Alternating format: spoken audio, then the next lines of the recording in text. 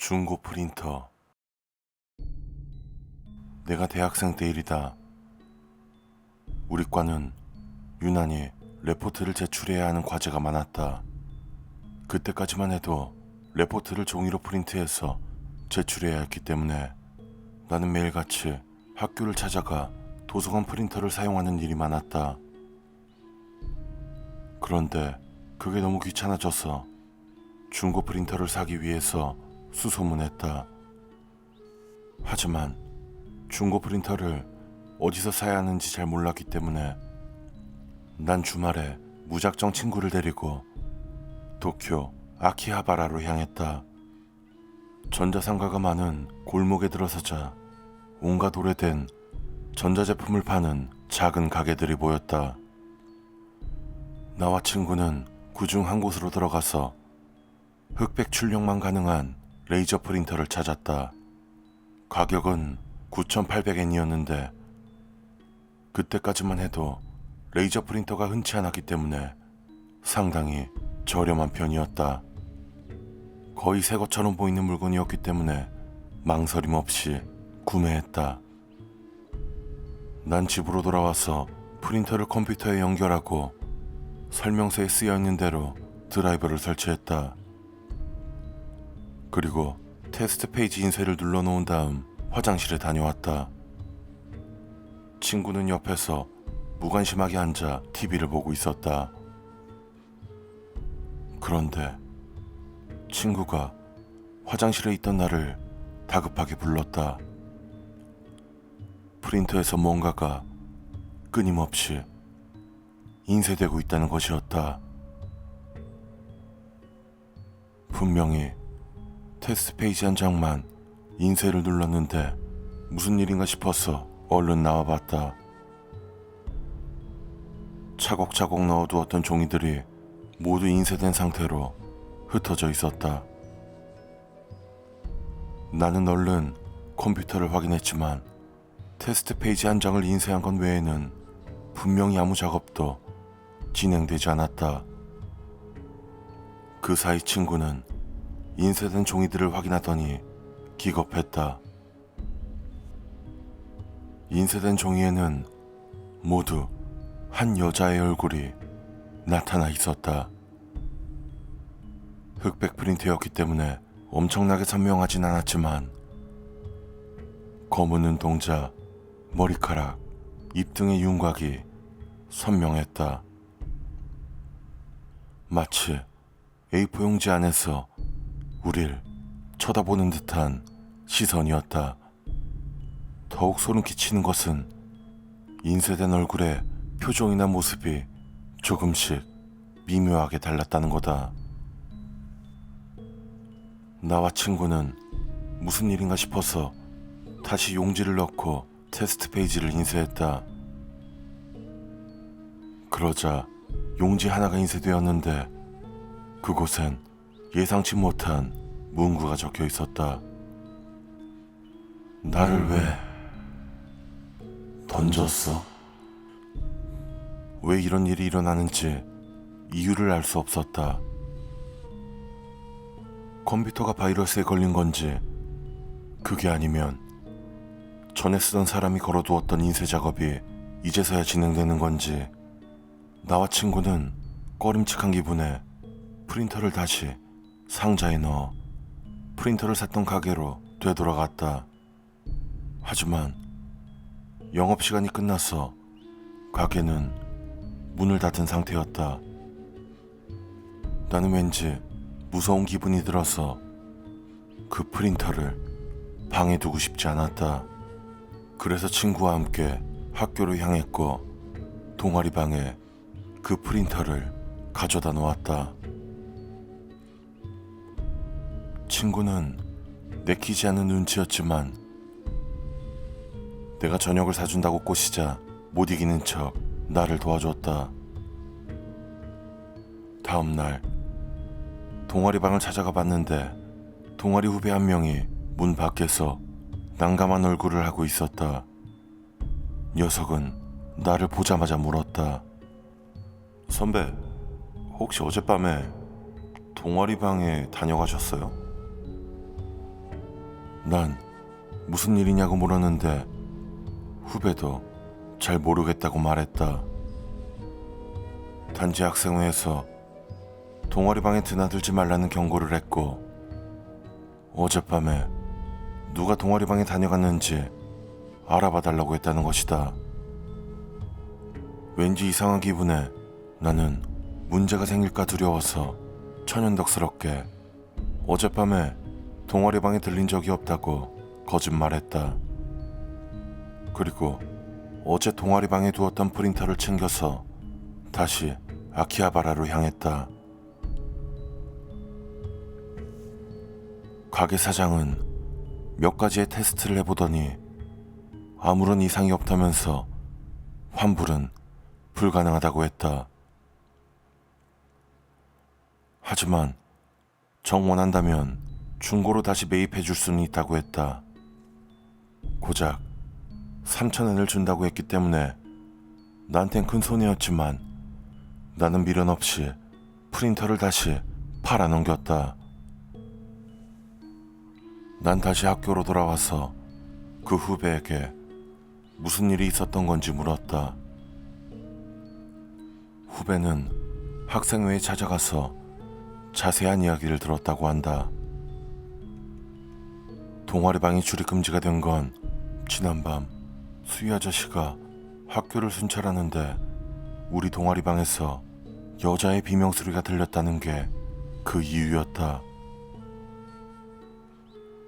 아저씨는 무슨 일이 생겼나 해서 들어가 보려고 했는데 불은 꺼져 있었고 문은 잠겨서 열리지 않았다고 한다. 아무리 문을 두들겨도 대답 또한 없었다고 한다. 결국 학생회는 사건의 전말을 파악하지 못했고 비슷한 일도 반복되지 않았기 때문에 우린 결국 동아리방을 다시 사용할 수 있게 됐다. 하지만 나는 내가 하룻밤 사이에 그 프린터를 동아리방에서 치웠기 때문이라는 생각을 떨칠 수가 없었다. 정말 그 프린터에 뭔가 좋지 않은 기운이 서려 있던 걸까? 인쇄된 여자의 모습과 자신을 왜 던졌냐는 질문, 밤에 동아리방에서 들렸다던 여자의 비명소리 말고는 무슨 일인지 짐작할 만한 단서가 없다. 아무튼 나는 그 프린터를 내 방에 둔 채로 잠들지 않았다는 게 다행이라는 생각이 들었다.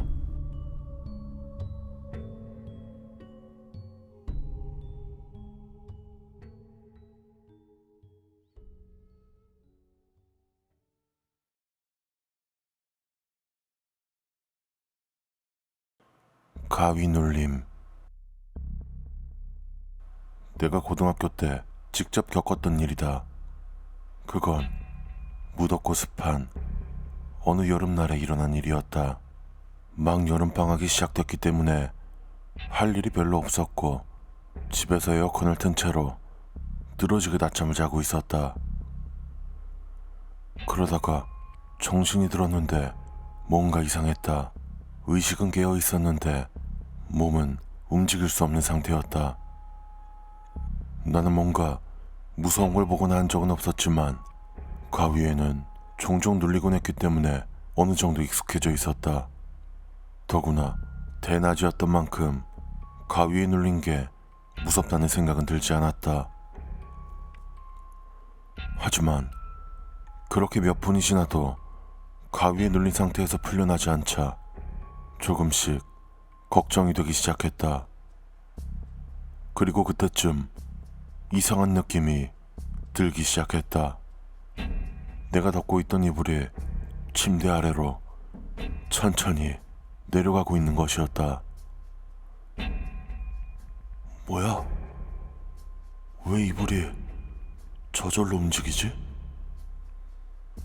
난 온갖 생각이 들자 무서워져서 눈을 꾹 감았다. 그리고 이불이 마침내 침대 아래로 풀썩하고 떨어지는 소리가 들렸다.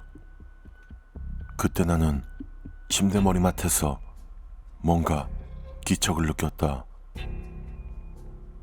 눈을 여전히 감고 있었지만 느낄 수 있었다. 그리고 얼마 지나지 않았어 귓가에서 누군가의 숨소리가 느껴지는 것 같았다. 나는 절대로 눈을 뜨지 말아야겠다고 생각했다. 머릿속이 복잡해졌다. 가위에 눌린 상태에서 얼른 깨어나고 싶은 마음뿐이었다. 이제는 눈마저도 마음대로 뜰 수 없는 기분이 들었다. 시간이 얼마나 지났을까? 방에는 나 혼자밖에 없다는 확신이 들기 시작했다. 그래서 난 천천히 눈을 떴다. 이불은 침대 아래 떨어져 있었고 에어컨을 틀어놓았지만 온몸이 땀으로 흠뻑 젖어 있었다. 마침내 가위에서 풀려났다. 나는 방에서 서둘러 뛰쳐나왔다. 그때 내 방은 2층에 있었는데 출출하기도 했고 혼자 있기도 싫었기에 얼른 부모님이 계신 아래층으로 향했다. 가위에 눌린 걸 얘기하고 싶었지만 왠지 창피하기도 했고 이상한 소리처럼 들릴 것 같아서 간식거리를 좀 꺼내 먹은 뒤 집에서 나왔다. 그리고 근처에 살던 친구 집을 찾아간 나는 가위에 눌린 경험에 대해서 털어놨다. 그 친구는 잠결에 착각을 했을 거라면서 처음엔 믿지 않았지만 그래도 이야기를 끝까지 들어주었다. 그리고 우리는 곧 그걸 잊어버리고 노래방과 볼링장에서 시간을 보냈다.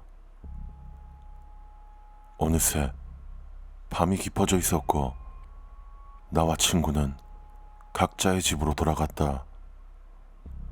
그때쯤에는 낮잠을 자다가 가위에 눌렸다는 건 이미 기억 속으로 사라진 뒤였다. 나는 집에 가서 목욕을 하고 방으로 향했다. 방에 들어서자 낮에 경험했던 기억이 한꺼번에 밀려오는 것 같았다.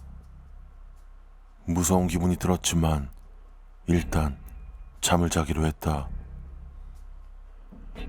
하지만 잠이 오지 않았다. 눕는 방향을 바꿔보고 위아래를 바꿔서 누워보기도 했지만 마찬가지였다. 한참을 뒤척이다가 의식이 조금 몽롱해질 때쯤 낮에 경험했던 것처럼 가위에 눌리는 느낌이 찾아왔다. 그때 방에서 천천히 걷는 발소리가 들리는 게 느껴졌다. 누군가가, 아니 무엇인가가 그 소리를 계속해서 내고 있었다. 그 소리는 그칠 기미를 보이지 않았다.